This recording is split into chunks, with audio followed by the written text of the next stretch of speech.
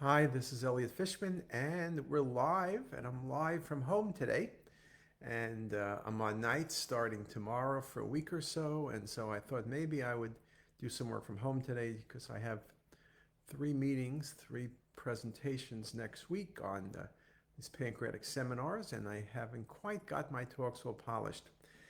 It's interesting these days, as most of you know, that almost everything is done by Zoom. So I spoke at the ESI meeting a couple weeks ago in Las Vegas, and we recorded the lectures in advance, which is what you typically do because it's hard to have multiple people speak and keep the meeting going without something happening wrong on some of the connectivity. And then I'm speaking at University of San Diego at one of the really terrific meetings, always at the end of October. Unfortunately, after about a decade, I can't go because of COVID. The meeting is all going to be Zoomed. So my talks are about 45 or 50 minutes, and I finished the last and final Zoom talk today, so I have to send it in. And everything will go from there. So it's a little bit tricky, I think. But next week is this meeting by the Kenner Foundation on pancreatic cancer for a couple days, and then the Goldman Foundation will meet in Baltimore. Again, everything is remote, and I have presentations there, and maybe we'll share some of them with you.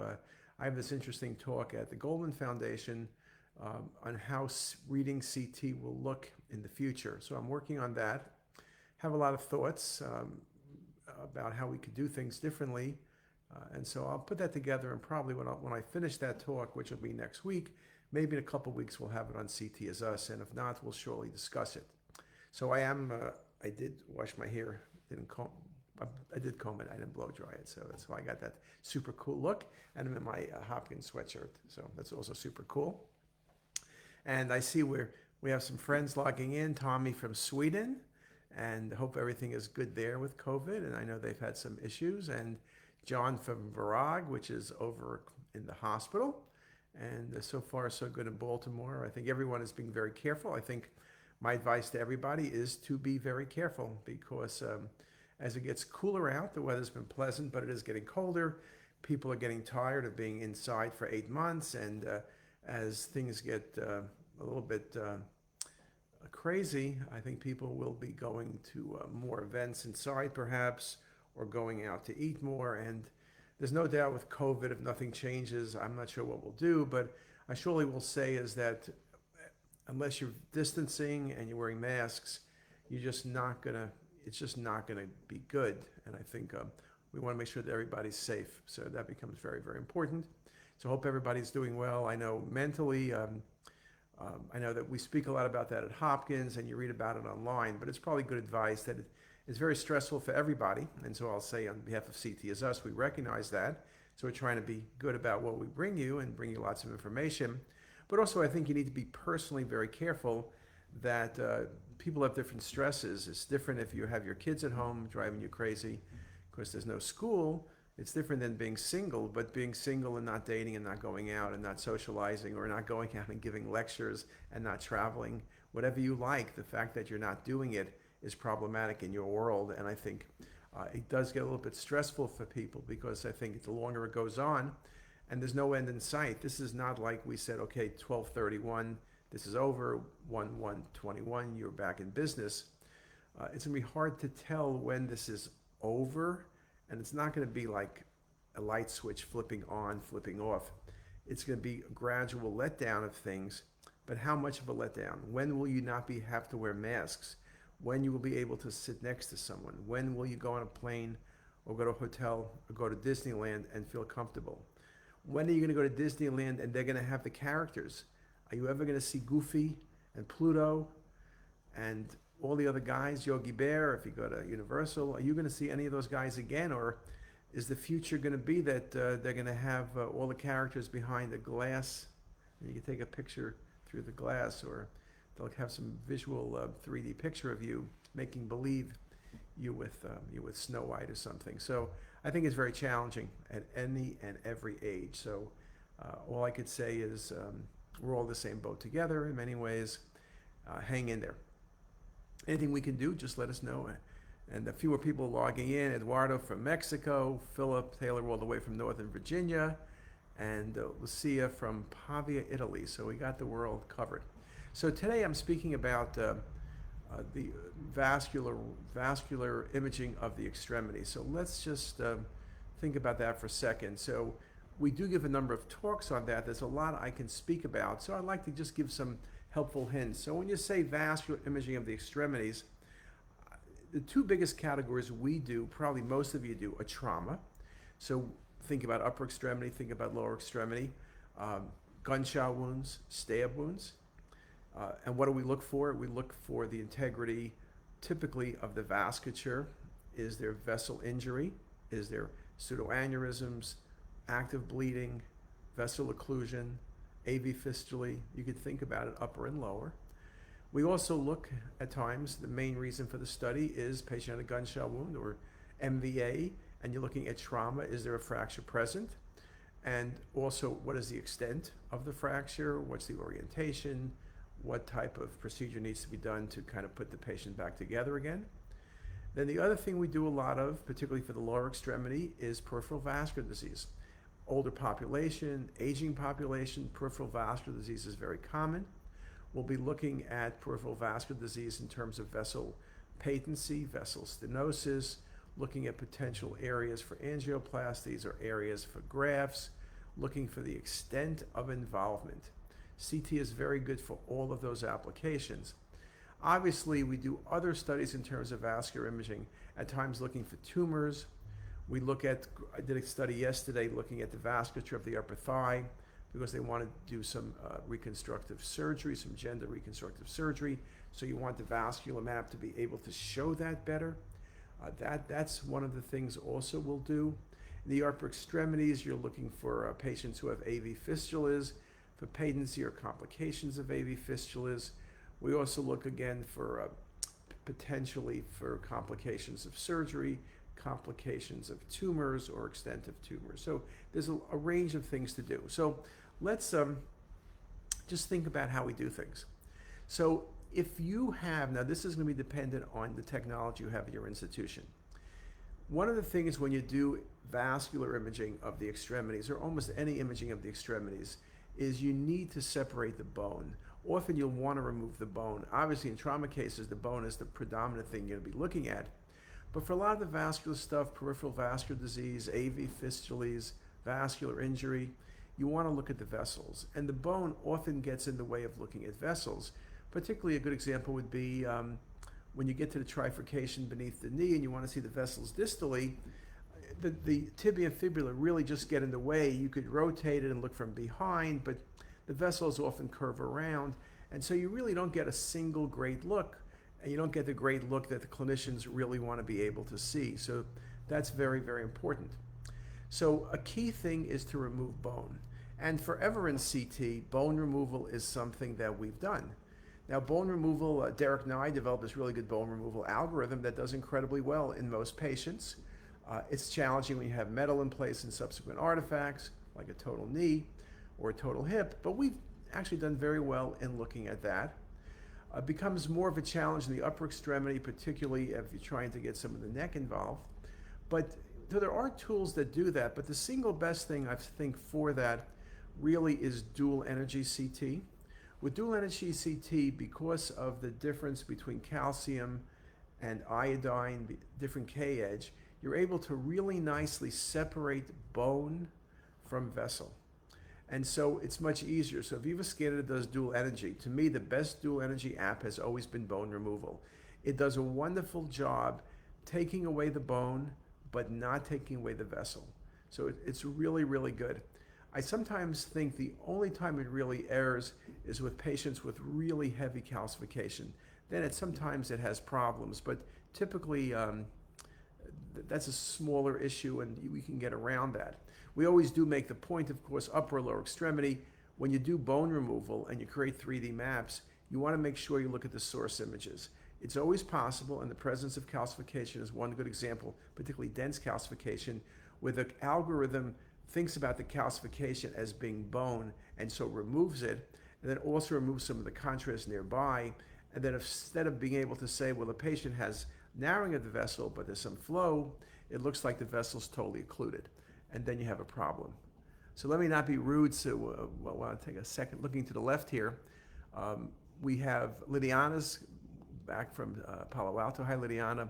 One of our friends from Taiwan, from Sudan, and B. Mudge. Hello, B. Mudge. B's in Ocean City.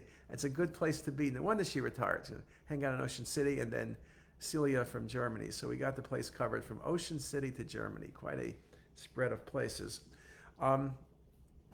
So if I'm doing, let's say I'm doing a runoff study. So let's say the question is peripheral vascular disease. Typically, we'll scan from the crest downward. You want to inject 5 cc's of contrast. One challenge is timing. Now, if you're looking only at the pelvis, you're looking at the SFAs, timing is fairly simple. You would do timing off the iliac vessels, and you could either trigger with a set value like 210 or 220, or you can do visual triggering if you have really good techs. The problem is when you get beneath the larger vessels, the SFA and popliteal, and you get to the lower extremity, flow is often variable. And particularly in older patients with peripheral vascular disease, the flow may be different from one extremity to the other. One, it may be perfect, and one, it may be too slow. And I've seen many cases where people read one of the extremities as occlusion, the other one as PVD, but no occlusion, and it's simply timing. So one of the things you need to do is time things the closer to the area in question. So many people will time their injection for arterial phase when they first see contrast in the popliteal artery. So at least you know there's contrast in the popliteal. You then move the table back to the crest.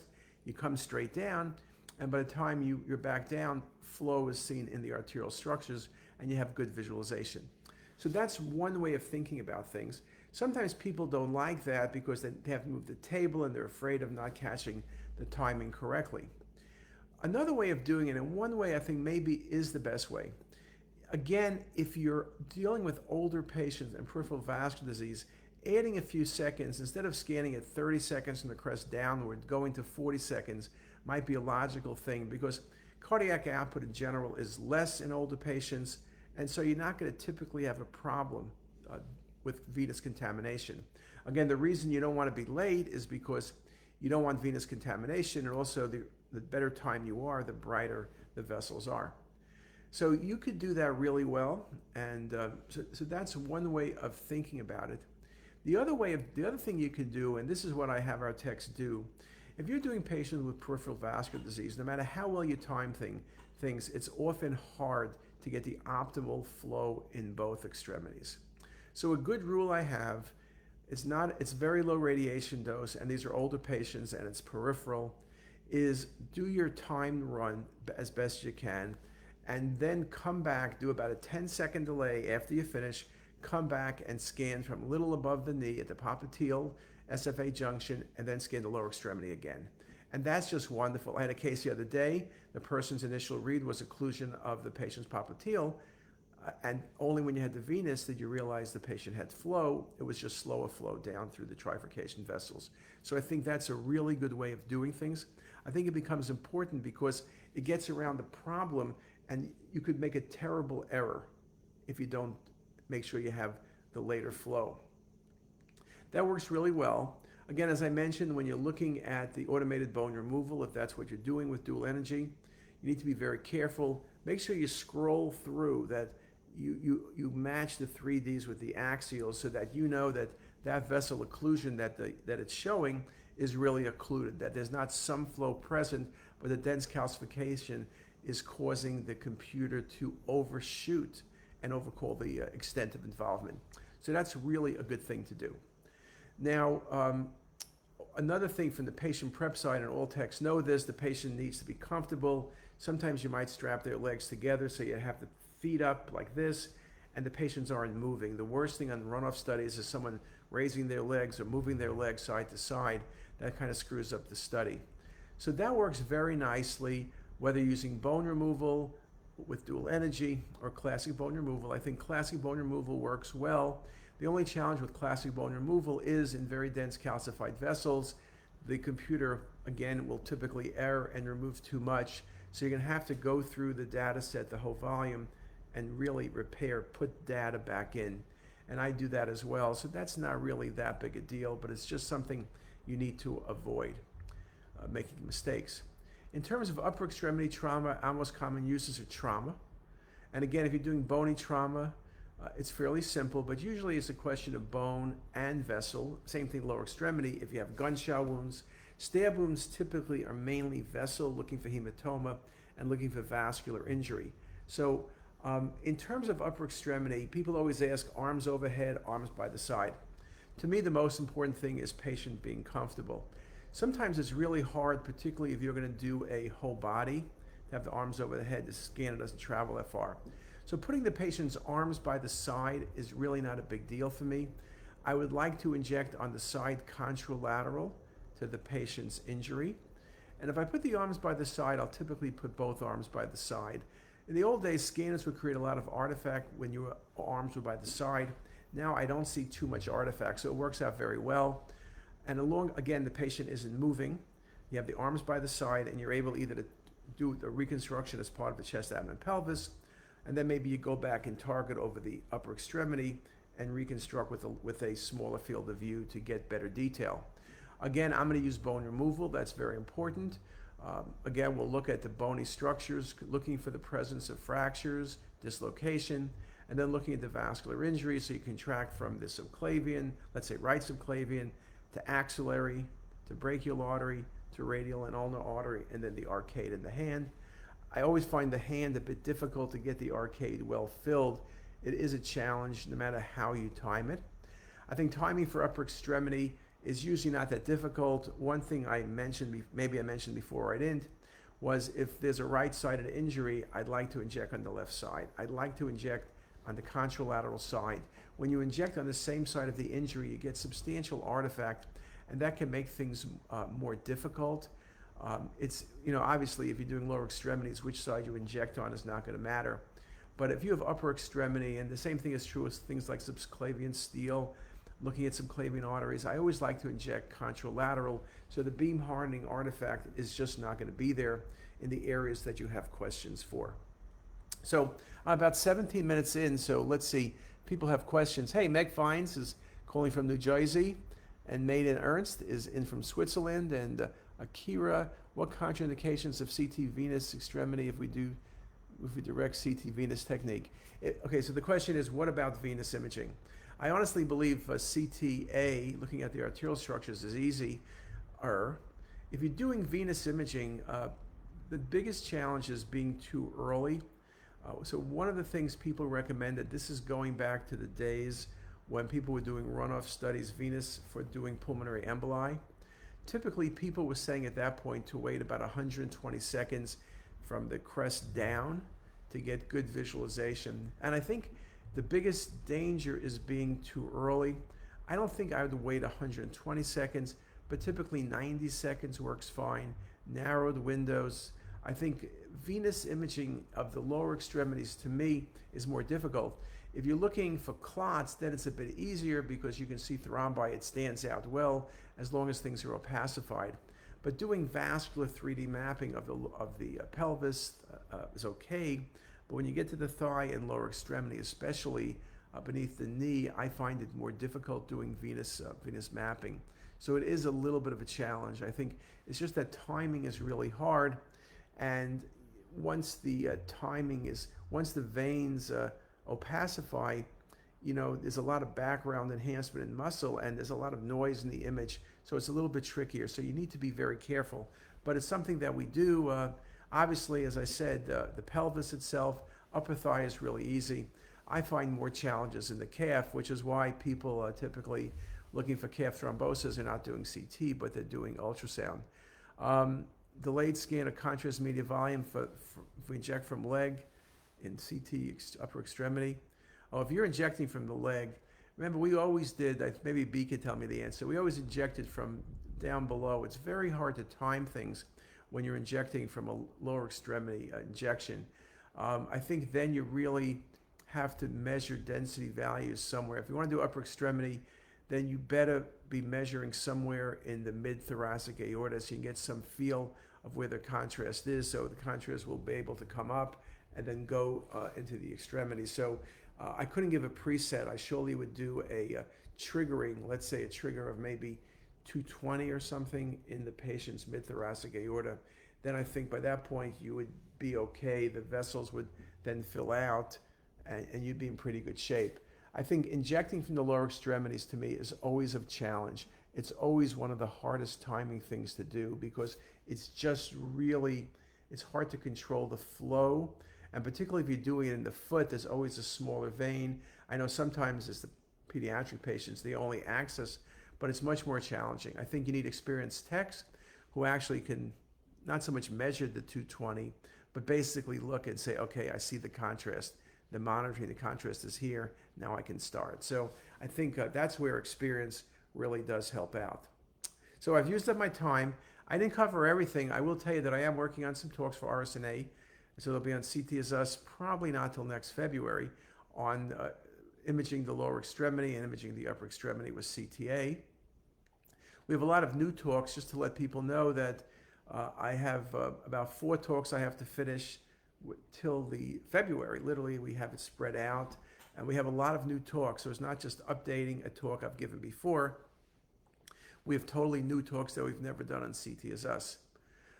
Let's see what else. Other thing else I can tell you is that, congratulations to Sarah and to Lily. We're one of the 2 finalists in the mini contest for App of the Year. And we won't find out, I think, till the end of October or beginning of November how well we did. And we don't like to finish second. Now, I know you all can't vote on it. You were nice enough to vote for us.